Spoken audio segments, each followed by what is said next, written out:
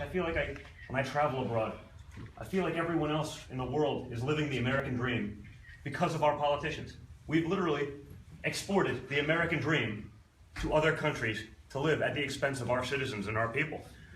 And so I think my father is the guy that can bring this back. And I know this is a GOP office, but frankly, I think both sides have failed us. Yeah. Right? This is not a partisan issue. Right. You know, both the left and the right have failed us. They've made us promises after promise after promise after promise. What happens? Nothing. Yeah.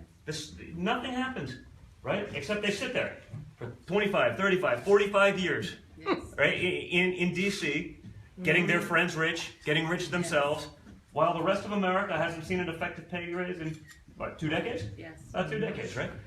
That's what this is all about. That's what this election is. It's an opportunity to put someone in D.C. who's not beholden to the special interests, someone who's not beholden to the system, and frankly, someone that has the guts to actually take on the system. Yes. Because I'm sure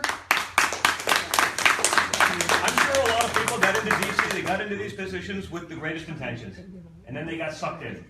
They don't have the guts to fight back. They're worried about being called names. All of these things, Horace. It's disgusting what it is, and so I see it, and I see it, and I say to my father, and I got in trouble every time I say this, but my father doesn't need this job. That's right. He doesn't need this job. He can sit back. He can do whatever he wants for the rest of his life. Yes. But he's doing this because he loves this country. Yeah. Because he loves the American dream. And so he wants to make sure that everyone in this country, of all ethnicities, all backgrounds, all age groups, has that same opportunity to live the American dream, to have a great business, to be able to do that without regulation after regulation after regulation put on by some bureaucrat in D.C. who wants to make sure that he's got employment forever by being able to watch over those regulations, so that everyone has the chance to be able to start a great family, Yes. and get them a great education. Think of what that could do if we could. We spend more per capita than any nation in the world on education. And we're what, number 28? Yeah. 30? Number 28 or 30? Think about it. Behind a long list of third world countries. God help us. Imagine we could change that a little bit. Think about it. What would that do? I mean, that's not for urban areas or rural areas. That's for everyone. If those kids get a chance to get a great education, think of all the cycles that could break. The cycle of poverty, the drug use. If everyone had a chance to do that, but no. Our politicians set up systems that makes us send all that opportunity abroad. And once it's abroad, they make it impossible for those companies to bring it back, so they sit there. And it's actually been very humbling for me, because I've gotten to go around the country. And I see people who come up to me, grown-ups, men, women, with tears in their eyes, excited, because this is the first time in their lifetimes that they've seen someone that's actually willing to take on that system. And I will say, you know you're doing something right when everyone on Wall Street hates you, when the elite media hate you, when Hollywood hates you, and when politicians on both sides of the aisle hate you. You know why? Because all of those elites, they know how the system works, and the system works for them, and them alone. Because it used to be government of the people, by the people, for the people. Now it's of the elite, by the elite, and for the elite. And if you're not one of them, you're not getting any of it. So that's got to change. That's got to change. So, you know, I see it as I've gone around a little bit in this state. We're going to be here a little bit more, and I know my sister's going to be here, and I think my father's coming back. Yeah. This isn't supposed to be in play. But every day, and I used to think it was an anomaly. You just, you hear it once, you hear it twice, you say, But every day, people come up to me and say, Don, I'm 25, I'm 35, I'm 45, up to 83. 83 is the personal best. And we've never voted in our lives. Wow. Or we've been lifelong Democratic voters. But this time it's different. We either registered last week so we could vote for you, or we're going to vote for you because they too are sick of the false promises. Yes. On the things that don't get delivered. That's right. I mean, think about it, right? Obamacare. Look at what's going on. It's a mess. It's a mess. I was in Arizona last week. 116% increase. Okay, that doesn't include the $9,000 deductible that the average person has. Think about that. I have 5 kids. I'm the father of 5 young kids, 9, 7, 5, 4, and 2. All right. One of the birthdays, you got the years Yeah. We'll get to that later. I promise I know it. I also know how that happens now. So my brother bought me a flat screen TV. I got a new hobby. We're all good. Every week I feel like I'm in the doctor's office for something else. Yeah. Right? They're young. They get in trouble. Yes. You know, it's $500 here, $1,000 here. I'm lucky. But I have a good insurance program. If you have a $9,000 deductible, regardless of what the premiums are and how far they've gone up, you don't have insurance. No, you don't. You have to get hit by a bus Yes. for that insurance to actually kick in. But that's what our politicians do. They make deals. Doesn't have to be a good deal. They just want to be able to show up so they can be on the 6 o'clock news and say, look, we did something. Doesn't have to be good. Doesn't have to make sense. That's right. And that's exactly what people are sick of. That's why the Republicans, many of the elite, we have a lot of fans also, because they get it and they know what's good for their people, but no one's listening anymore. The elite on the Republican side don't want us in there because they know that we're going to break up their little cush system that has gotten them and their friends really rich too. Yeah. And so that's what this is about. This is something special. You know, this is really a movement that we haven't seen in a long time. Absolutely. When a politician, and this is not new, right? When a politician can go around the country and speak, what, 2, 3, 4 times a day? To 10, 15, 20, 25,000 people at a time? Easy. That's not a campaign anymore. Yes, it is. Okay? That's a movement. That's absolutely 100% right. Okay? And the media would like you to believe it's only one set of angry old white men that... No, it's not.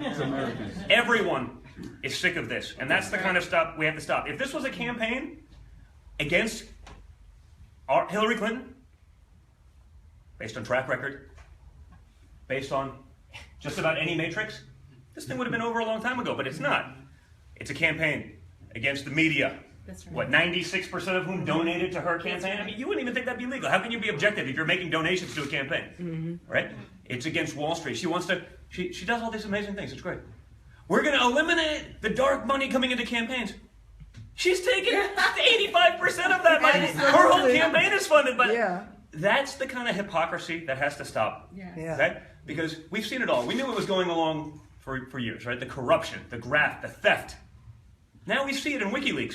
Yes. We see it in all of these things coming up. The FBI reopens an investigation. She's outraged. Outraged. Hey, she could have solved this months ago and handed over those emails. Yes. But instead, she sent the server to Colorado, 2,000 miles away to be bleached. Yes. They took hammers.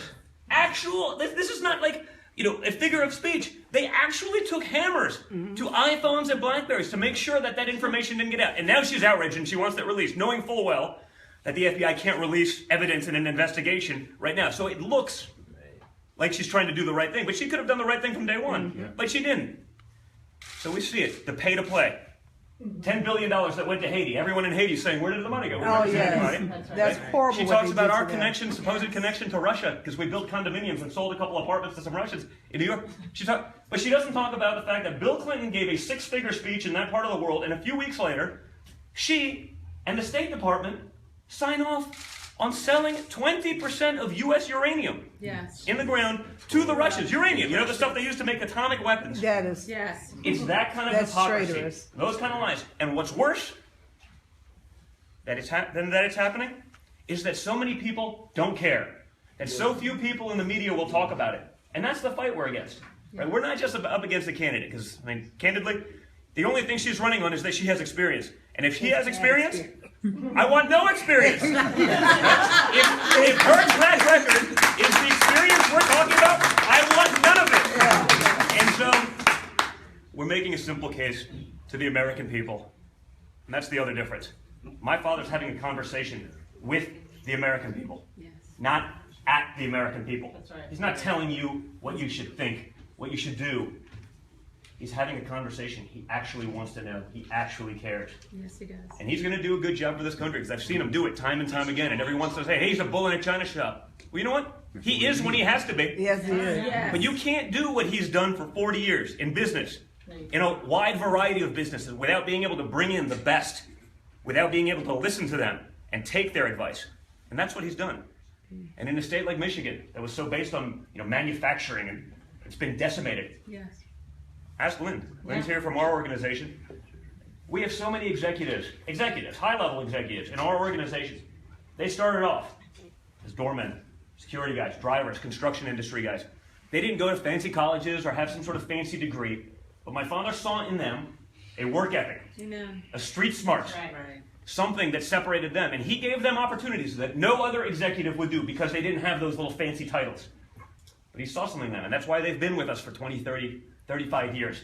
And that's why they've continued to excel, and that's why they're at the highest level of our organization, without MBAs. Because my father sees that potential in people, and he's not afraid to give them the opportunity to let others see that potential. He sees that. I spoke about it in my RNC speech. He sees that potential in them that they often don't even see in themselves, because they themselves, in their own mind, in this country, are led to believe, well, without those things, I can't possibly do it. That's not true. And that's what we need to do. That's the power that we need to unleash in this country. So I just wanted to thank all of you guys for the amazing support. I know it's not easy. I know it's not easy, to be a conservative, in areas like here, in states sometimes like this, in cities like this, where you've been fed the lies, where that propaganda has been put out there for generations that this is the only way it's got to be. Like I said, I've seen it time and time again as I've had the privilege of going around this country. That blue-collar steel worker who's been a union Democrat voter his whole life saying, no, I'm not doing it anymore. I know that the union bosses have been bought and paid for generations, and I'm not doing it anymore because I know Trump's the only guy that's going to deliver. And this is our last chance probably, because it hasn't happened in my lifetime yet. It probably won't again, where a non-politician who has the platform, who has the guts, and the ability to take on that elite, to drain the swamp in D.C.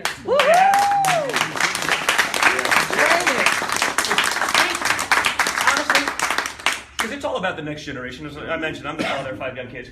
What message does it send that we reward the most corrupt candidate in the history of the presidency? I think that's fair, right? That's fair? Okay. Yeah. Someone's going to call me a terrible person, but I'm glad everyone else here agrees with me. Yes. What message does it send that we would give the presidency to the most corrupt candidate in the history of the presidency? What does that send to the future of Washington? What do we say? We're saying, hey, it's okay to steal, to sell out America, to do the pay-to-play stuff. Yeah. Hillary Clinton, they're worth I've heard up to $250 million. Doing what? How do you think your dad's going to do here in Metro Detroit? I think he's going to do great here. With a lot of the polls saying that the women are. Oh, let me finish my speech. We're not doing really questions. We're going to do it. But he's going to do well here because he wants to infuse common sense back into the equation. That's right. He wants to break up the cartels, again, on both sides. And that's really what this is all about. And so I just want to thank you guys for all of that support, because it's an honor and a privilege for me to be in the fight with you guys. I know it's not easy for many of you in areas like this to be able to do that, to be able to be vocal about it, to do it. But that's what we have to do in this country. We have to be able to have that freedom of thought and speech. Not just that freedom if you only agree with one side. So you guys are part of that fight with us, and we truly appreciate it. Thank you. Getting kicked out because I asked a question. I'm getting kicked out of here of the Trump thing because I asked him a question. Just want you to know. Thank you.